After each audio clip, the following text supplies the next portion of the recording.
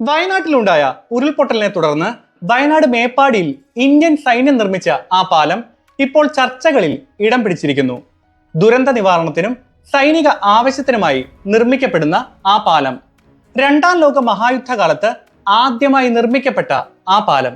ഞാൻ സംസാരിക്കുന്നത് ഇരുമ്പ് കൊണ്ട് മുൻകൂട്ടി നിർമ്മിച്ച ഘടകങ്ങൾ കൂട്ടിയോജിപ്പിച്ച് യുദ്ധമുഖങ്ങളിലും ദുരന്ത പ്രദേശത്തും എളുപ്പത്തിൽ നിർമ്മിക്കുന്ന ബെയ്ലി പാലത്തെപ്പറ്റി. എന്താണ് ബെയ്ലി പാലത്തിന്റെ ചരിത്രം? അതിന്റെ പ്രത്യേകതകൾ എന്തെല്ലാമാണ്? കേരളത്തിലെ ആദ്യ ബെയ്ലി പാലം എവിടെ, എന്തിനു നിർമ്മിച്ചു? ഈ ചാനലിലെ പുതിയൊരു വീഡിയോയിലേക്ക് സ്വാഗതം. ഞാൻ Justin Thomas and we are Justin conversations.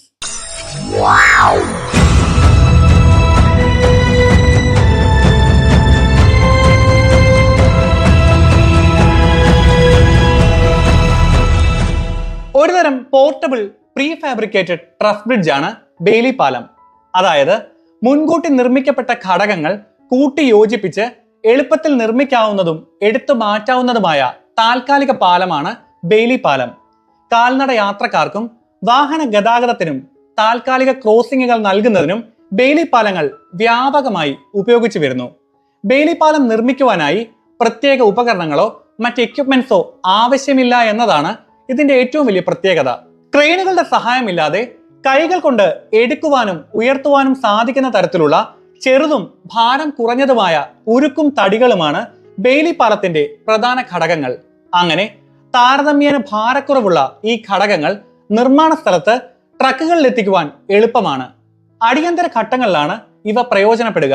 ബ്രിട്ടീഷുകാർ രണ്ടാം ലോക മഹായുദ്ധകാലത്ത് സൈനിക ഉപയോഗത്തിനായി 1940-41 കാലഘട്ടത്തിലാണ് ഇത് ആദ്യമായി നിർമ്മിച്ചത്. ബ്രിട്ടീഷ് സർക്കാരിൽ ഉദ്യോഗസ്ഥനായിരുന്ന ഡൊണാൾഡ് ബെയ്ലിയുടെ ആശയമായിരുന്നു ഇത്. ബ്രിട്ടീഷ് വാർ ഓഫീസിൽ ജോലി ചെയ്തിരുന്ന അദ്ദേഹം ഒരു ഹോബിയായി മോഡൽ ബ്രിഡ്ജുകൾ ഉണ്ടാക്കാറുണ്ടായിരുന്നു. 1936 യുദ്ധത്തിന് മുൻപ് അദ്ദേഹം ബെയ്ലി പാലത്തിന്റെ ആദ്യകാല പ്രോട്ടോടൈപ്പ് നിർദ്ദേശിക്കുകയുണ്ടായി. എന്നാൽ അന്ന് ആ ആശയം നടപ്പിലായില്ല. ബെയ്ലി പാലത്തിന്റെ ആദ്യ പ്രപ്പോസൽ ബെയ്ലി തയ്യാറാക്കിയത് ഒരു എൻവലപ്പിന്റെ പിൻഭാഗത്തായിരുന്നു. 1940 1941 ഫെബ്രുവരി ആയപ്പോഴേക്കും മിനിസ്ട്രി ഓഫ് സപ്ലൈസ് ഒരു പൂർണ്ണ രൂപത്തിലുള്ള ഡിസൈൻ സമർപ്പിക്കുവാൻ ബെയ്ലിയോട് ആവശ്യപ്പെട്ടു. 1940 ഡിസംബറിൽ ഡോർസറ്റിയിലെ എക്സ്പെരിമെന്റൽ ബ്രിഡ്ജിംഗ് എസ്റ്റാബ്ലിഷ്മെന്റിൽ ബെയ്ലിയുടെ ഡിസൈന്റെ പരീക്ഷണം ആരംഭിച്ചു. തറയിൽ നിന്ന് 2 അടി ഉയരത്തിൽ സ്ഥാപിച്ച ബ്രിഡ്ജിന്റെ പ്രോട്ടോടൈപ്പിൽ മാർക്ക് വി യുദ്ധ ടാങ്കുകൾ നിരത്തി നിർത്തിയാണ് അതിന്റെ ആദ്യ പരീക്ഷണം നടത്തിയത്. A1 സഡൌർ നദികളുടെ സംഗമസ്ഥാനത്ത് നിലകൊള്ളുന്ന സ്റ്റാൻപിറ്റ് മാർഷസ് എന്ന ചതുപ്പിലാണ് ബെയ്ലി പാലങ്ങൾ ആദ്യമായി ഉപയോഗിക്കുന്നത്. ഇന്നും ഉപയോഗയോഗ്യമായ പാലമായി അതവിടെ നിലകൊള്ളുന്നു. 1941 ഡിസംബർ ആയപ്പോഴേക്കും ബെയ്ലി പാലങ്ങൾ ബ്രിട്ടീഷ് മിലിറ്ററിക്ക് ഉപയോഗിക്കാവുന്ന തരത്തിൽ ലഭിച്ചു തുടങ്ങി. A1 സഡൌർ നദികൾക്ക് കുറുകെ പിന്നെയും പല താൽക്കാലിക പാലങ്ങളും ഇക്കാലയളവിൽ നിർമ്മിക്കപ്പെട്ടു. ടെസ്റ്റിങ്ങുകൾക്കും തുടർ പരീക്ഷണങ്ങൾക്കും ശേഷം 1942 ബ്രിട്ടീഷ് ആർമി ഈ ടെക്നോളജി ആദ്യമായി യുദ്ധമുഖത്ത് ഉപയോഗിച്ചു. നോർത്ത് ആഫ്രിക്കയിലായിരുന്നു ആദ്യ ഉപയോഗം. കേരളത്തിൽ ആദ്യമായി ബെയ്ലി പാലം സൈന്യം നിർമ്മിച്ചത് പത്തനംതിട്ടയിലെ റാന്നിയിലാണ്. 3 പ്രദേശങ്ങളിൽ ബെയ്ലി പാലം നിർമ്മിക്കപ്പെട്ട ഏക ജില്ലയും പത്തനംതിട്ടയാണ്. 1996 പുനലൂർ മൂവാറ്റുപുഴ സംസ്ഥാന പാതയിൽ പമ്പാ നദിക്ക് കുറുകെയായിരുന്നു കേരളത്തിലെ ആദ്യത്തെ ബെയ്ലി പാലം നിർമ്മിക്കപ്പെട്ടത്.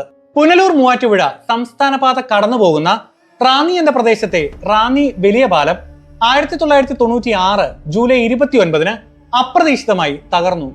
സംസ്ഥാനത്തെ ഏറ്റവും പ്രധാന പാതയിലെ ഈ പാലം തകർന്നത് വലിയ യാത്രാ തടസ്സമുണ്ടാക്കി. റാന്നിയും മലയോര ജില്ലയായ പത്തനംതിട്ടയും 2ആയി വിഭജിക്കപ്പെട്ടു. പാലം തകർന്നപ്പോൾ ആളുകൾ നദി കുറുകെ കടക്കുവാൻ വള്ളങ്ങളും ബോട്ടുകളും ഉപയോഗിക്കുവാൻ തുടങ്ങി. ഇത് കൂടുതൽ അപകടങ്ങൾ ക്ഷണിച്ചു വരുത്തി. ഈ അപകടങ്ങളും യാത്രാ തടസ്സവും എത്രയും വേഗം പാലം വീണ്ടും നിർമ്മിക്കപ്പെടണം എന്ന സ്ഥിതി രൂപപ്പെടുത്തി. അന്നത്തെ നയനാർ സർക്കാർ ഉടൻ തന്നെ കാര്യങ്ങൾ വിലയിരുത്തി. നിരവധി തീർത്ഥാടകർ കടന്നുപോകുന്ന ശബരിമല തീർത്ഥാടനപാത എന്ന പ്രത്യേകത കൂടി ഈ പാതയ്ക്കുണ്ടായിരുന്നു. അതിനാൽ തന്നെ എത്രയും വേഗം യാത്രാ സൗകര്യം പുനഃസ്ഥാപിക്കുവാനായി ആദ്യമായി കേരളത്തിൽ ബെയ്ലി പാലം നിർമ്മിക്കുവാനുള്ള തീരുമാനം കൈക്കൊണ്ടു. 1996 നവംബർ 8 ബെയ്ലി പാലം പൂർത്തിയാക്കി അതിലൂടെ യാത്ര ആരംഭിച്ചു. അങ്ങനെ കേരളത്തിൽ കരസേന ആദ്യമായി നിർമ്മിക്കുന്ന ബെയ്ലി പാലം റാന്നിയിലേതായി. ഈ പാലത്തിലൂടെ എല്ലാ വാഹനങ്ങളും കാൽനട യാത്രക്കാരും കടന്നുപോയി. യാത്ര പുനഃസ്ഥാപിക്കപ്പെട്ടു. റാന്നിയിൽ പുതിയ പാലത്തിന്റെ നിർമ്മാണം പൂർത്തീകരിക്കുന്നതുവരെ ബെയ്ലി പാലം ഉണ്ടായിരുന്നു. വീണ്ടും കേരളത്തിലേക്ക് ബെയ്ലി പാലം എത്തി. പത്തനംതിട്ടയിൽ തന്നെ ശബരിമല സന്നിധാനത്താണ് വീണ്ടും ബെയ്ലി പാലം നിർമ്മിക്കപ്പെട്ടത്. കരസേനയുടെ മദ്രാസ് എഞ്ചിനീയറിംഗ് ഗ്രൂപ്പ് 90 ലക്ഷം രൂപ ചിലവിൽ 2011 നവംബർ 7 ഈ പാലം പൂർത്തിയാക്കിയത്. സന്നിധാനത്ത് നിന്ന് ചന്ദ്രാനന്ദൻ റോഡിലേക്ക് നടപ്പന്തൽ വഴി വരാതെ മടങ്ങുവാനുള്ളൊരു പാതയായിട്ടാണ് ഇത് നിർമ്മിക്കപ്പെട്ടത്. എന്നാൽ പിന്നീട് ഇത് ഉപയോഗിക്കാതെയായി. പിന്നെയും ബെയ്ലി പാലം പത്തനംതിട്ടയിൽ തന്നെ നിർമ്മിക്കപ്പെട്ടു. 2017 തകരാറിലായ പത്തനംതിട്ടയിലെ ഏനാത്ത് പാലത്തിന് പകരമായിട്ടായിരുന്നു ബെയ്ലി പാലം വീണ്ടും നിർമ്മിക്കപ്പെട്ടത്.